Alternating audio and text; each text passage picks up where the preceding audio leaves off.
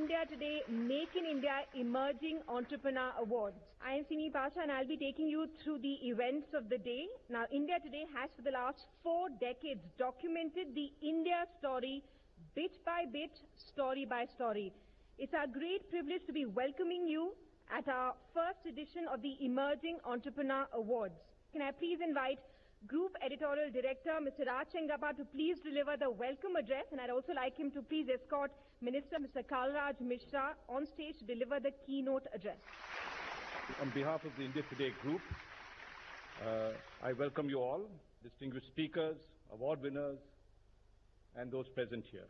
Prime Minister Narendra Modi has declared India as the most open economy in the world. While we welcome such an opening, we hope that will bring in the much-needed investment, spur growth, and create more employment. And may I now invite Mr. Mishra to deliver the inaugural keynote address. Mr. Mishra, thank you very much. India today group के द्वारा आयोजित make in India emergence entrepreneurs awards के अवसर पर उपस्थित सभी सम्मानित उद्यमी बंधुओं, पत्रकार मित्रों, छायाकार बंधुओं, मेक इन इंडिया एक कमिटमेंट है और इसलिए भारत के प्रधानमंत्री ने अपनी दूरदृष्टि के आधार पर पूरे देश को समग्रता में देखते हुए ये आम आदमी के अंदर इस प्रकार की विश्वसनीयता का जागरण करना चाहिए जिससे लोग अनुभव कर सकें कि देश को आगे बढ़ाने में मेरी खुद की भागीदारी है।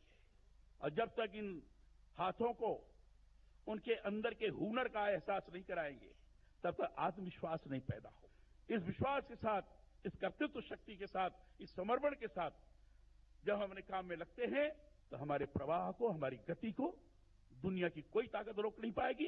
इस विश्वास के साथ मैं अपनी वाणी को विराम देता हूं। बहुत बहुत धन्यवाद। कलराज जी, मेक इन इंडिया में के पूरे कार्यक्रम में खुलकर स्पष्ट रूप से लघु उद्योगों के लिए न तो कोई प्रोत्साहन दिखता है, न कोई स्पष्ट योजना दिखती है और न यह दिखाई देता है कि मेक इन इंडिया कैसे बड़ी कंपनियों और छोटी कंपनियों के बीच फर्क करेगा। कामत साहब के नेतृत्व में कमेटी बनी और आपको जानकर प्रसन्नता होगी, ऑनलाइन हो गया है, 1 पेज का है, 20 पॉइंट से सब फिलअप कर देंगे, क्लिक करेंगे, 10 मिनट के अंदर बिना 1 पैसा खर्च किए हुए, बिना किसी डॉक्यूमेंटेशन के आधार पर, सेल्फ सर्टिफिकेशन के आधार पर आपको रजिस्ट्रेशन नंबर मिल जाएगा।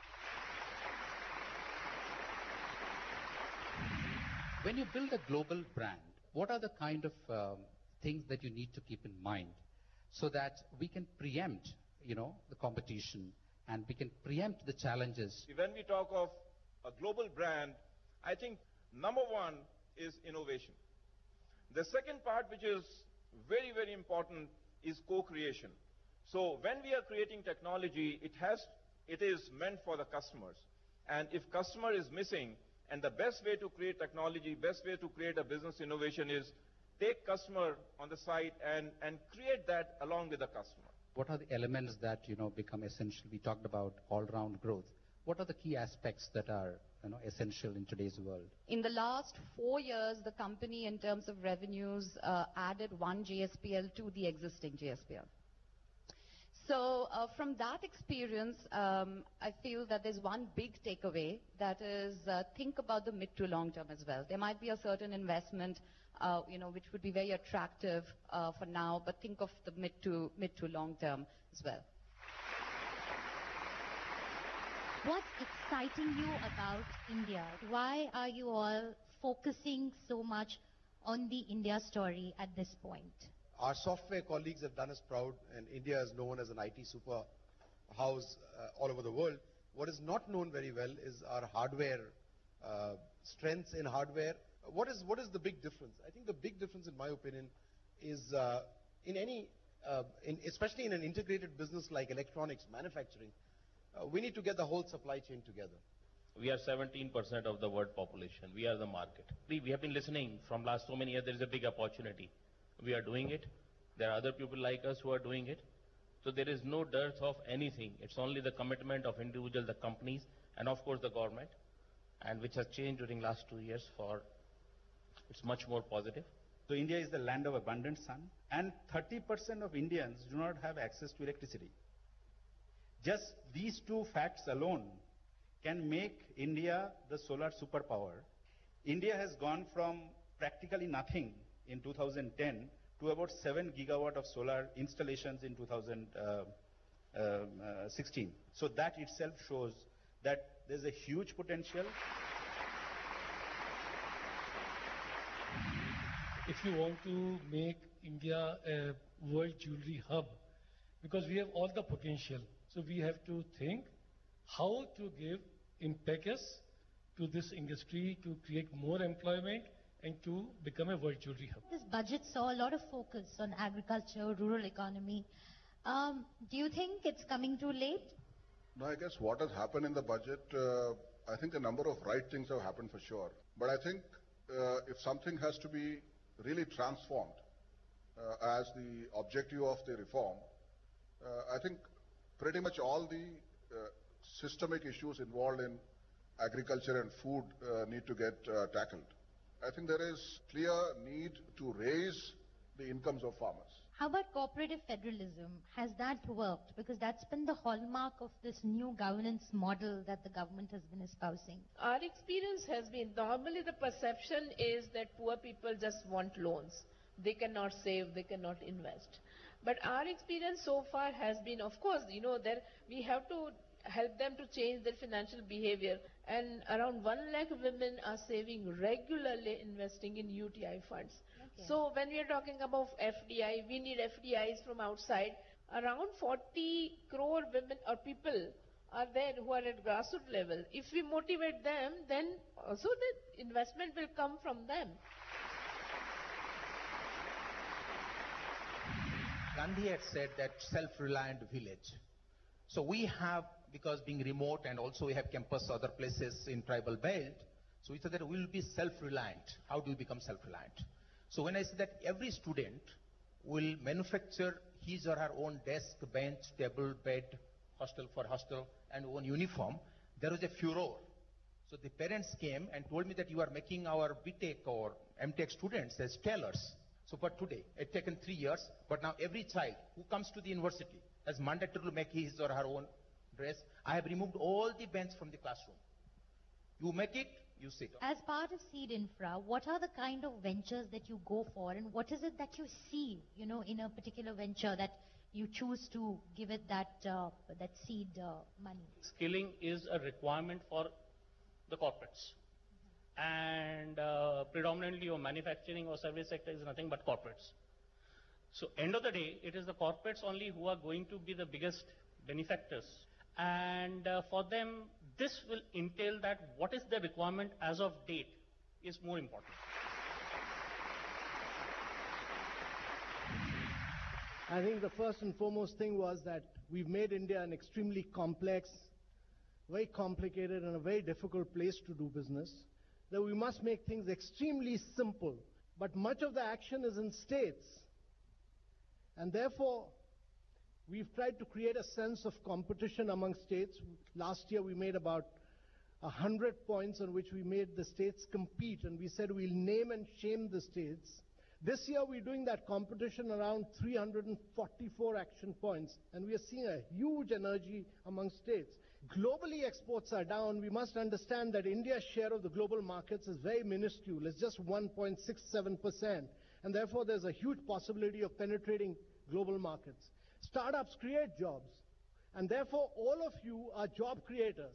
And if India is to grow rapidly, then jobs need to be created. You can't have growth without jobs. You need jobs. And therefore, my particular congratulations to all of you, and my congratulations to India Today for awarding all of you and recognizing your unique merits across sectors, across India, and for your work of excellence. Thank you very much, ladies and gentlemen. Officially under the Make in India program, there are 25 recognized sectors. This was our starting point. From these 25 sectors, we removed sectors that are largely services focused. So the core manufacturing sectors are 21 out of these 25. We removed sectors that are fortes of very large companies, sectors like oil and gas. The number of sectors came down to 14. Amongst these 14 sectors, then we clubbed sectors which are very similar, sectors like automobile and automobile components. And that's what brought down the number to 10. And these 10 sectors then became our 10 award categories. Next, I'll share with you the parameters that we used to assess the companies. We focused on 5 selection parameters. The first one was the growth potential of the company. Secondly, we look at the employment generation capability of the company. The third parameter that we looked at was the contribution of the company to its industry. The fourth parameter that we looked at was the genesis and the background of the company. And lastly, we looked at the brand image of the company. Here we focused on the perception of the company amongst the stakeholders. So these were the 5 parameters that we looked at while we were selecting the companies. Next, I'll share with you the exact process that was followed, the 3-step process that was followed to identify the winners. Firstly, we did secondary research for around 300 plus companies in round 1. Based on this, we shortlisted 50 companies, 5 in each of the 10 award categories for round 2. In round 2, we did extensive primary research on these 50 companies and rated them, scored them on the 5 selection parameters. All of this information was then provided to an eminent 4-member jury, which selected 1 winner in each of the 10 award categories. I hope this gives you an overview of the research that went behind the Make in India Emerging Entrepreneur Awards. Have a very good evening. Thank you. When we say Emerging Entrepreneurs Award, emerging from the sort of situation that existed pretty much in the zone of 2000 to 2015, because that is the time when even we sought our equity backing from a private equity firm or many private equity firms at that point of time, and we realized how difficult that particular phase of 2010 to 15 are. And I assume that most of these entrepreneurs here have emerged to that phase.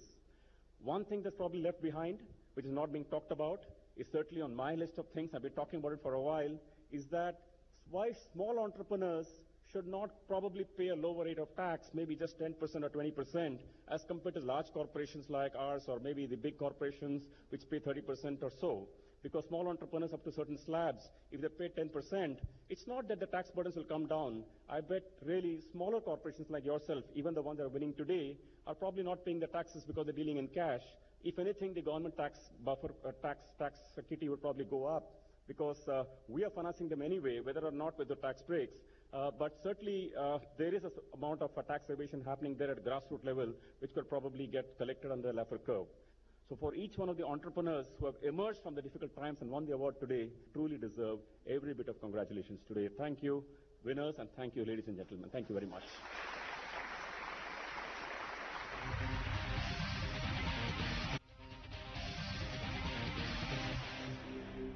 All right, I'd like to now please invite Mr. Arun Puri, Chairman and Editor-in-Chief, India Today Group, to please come up on stage and escort Union Minister Ms. Nirmala Sitharaman. Mr. Puri, if you could please also deliver the welcome address. Thank you. Good evening, ladies and gentlemen, Honorable Minister. It gives me great pleasure to see all of you here at the first edition of India Today's Make in India Emerging Entrepreneur Awards. Entrepreneurship is something I feel really strongly about. We're a nation where 65% of the population is under 35, and every year we need to provide at least 12 million new jobs if our demographic dividend is to kick in. It cannot happen without a great leap forward in manufacturing. Unfortunately, in India, manufacturing has been stagnant for decades. It's been at 15 to 17% of GDP, largely, I feel, due to the failure of the state to reform labor laws, simplify land acquisition, improve infrastructure, and attract adequate capital. This is despite our obvious advantages: a massive workforce, an emerging supply base, and access to natural resources needed in production. I believe no developing country that wishes to develop can do so without a manufacturing revolution, even if today services is the new big mantra. Union Minister of State, independent charge for Ministry of Commerce and Industry, the redoubtable Mrs. Nirmala Sitharaman is here with us today. May I welcome you, Mrs. Sitharaman. It's a great honor to have you here. I'm so glad you spared the time. We hope you will share with us the way forward for manufacturing in India and the challenges and the opportunities it holds for us. The Prime Minister's intention in launching Make in India itself was to underline this importance. The importance of having to provide manufacturing as a viable alternative for people to get out of agriculture where there is surplus labor, where there is underemployment, and to make manufacturing sector contribute a decent amount to the GDP. Contribution of manufacturing is critical to the GDP. It's a stated policy. That's where absorption of labor of various different categories of skills are going to come in. And therefore, what you needed to do is to get government out of many of the things that it was doing and to open it up for private sector. And the most important side is of job creation. Only 2 days ago you saw textiles, apparels and garment sector was opened up because we see, and we've done enough studies to show that that's the sector in which job creation is maximum, particularly for women, tier 2, tier 3 cities, rural areas. And that was a sector in which we really performed better earlier. Today, your demographic dividend, the middle class that you're talking about, aspirational class, has the purchasing power. It can buy things of that quality. And if only they can be manufactured here to that quality, certainly they can cater to this market and also to the market elsewhere. So that's the broad picture of Make in India. The challenges, as I said, this government is clear. Where it is something which only the government can do, of course sometimes in conjunction with the private partnership. So the message is clear. We are not very different from what you suggested. The outcomes can be measured subsequently. Thank you.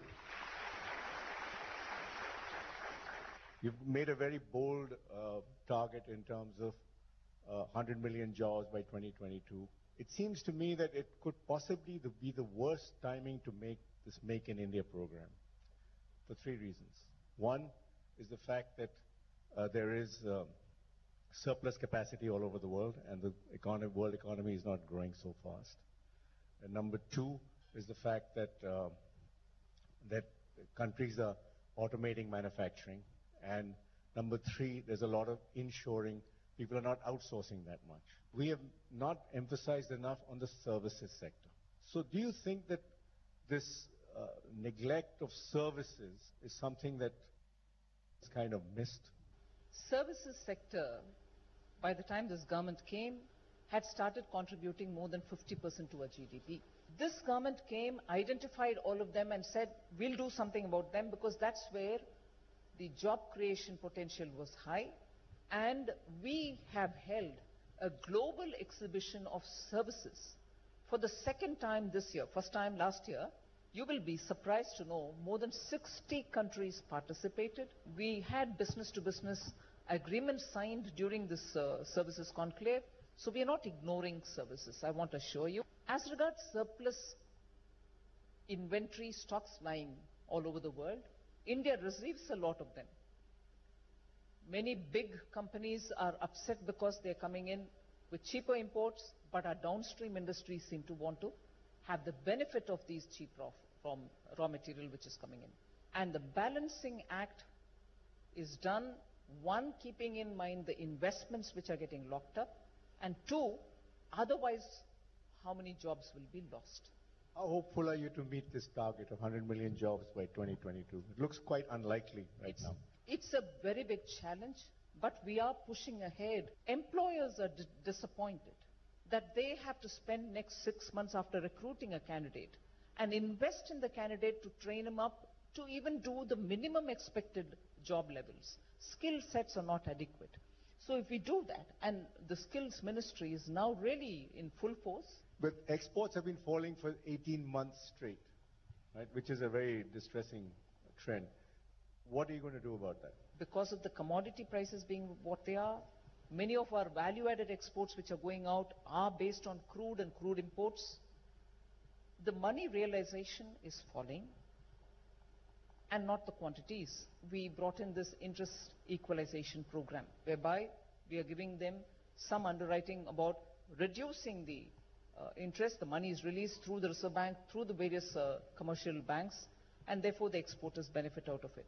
So we are doing that much help as to keep them just being above difficulty level.